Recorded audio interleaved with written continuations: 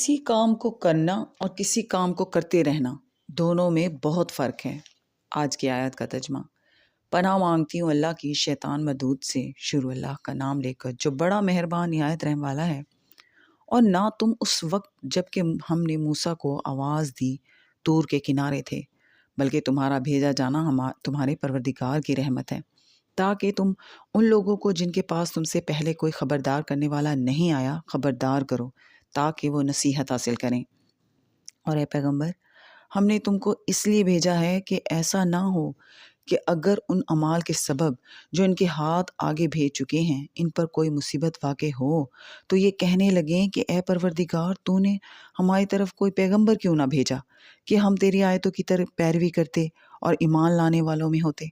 फिर जब इनके पास हमारी तरफ से हक आ पहुंचा तो कहने लगे कि जैसी निशानियां मूसा को मिली थी वैसी इसको क्यों नहीं दी मिली।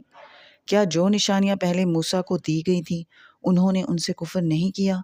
कहने लगे कि दोनों जादूगर हैं एक दूसरे के मुआफिक, और बोले कि हम सब से मुनकिर हैं। कह दो कि अगर सच्चे हो तो तुम अल्लाह के पास से कोई और किताब ले आओ जो इन दोनों किताबों से बढ़कर हिदायत करने वाली हो, ताकि मैं भी उसी की पैरवी करूं।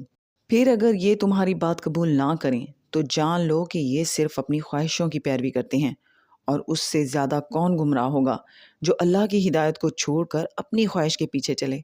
बेशक अल्लाह ज़ालिम लोगों को हिदायत नहीं देता। सदाकल्लाहुल अज़ीज़।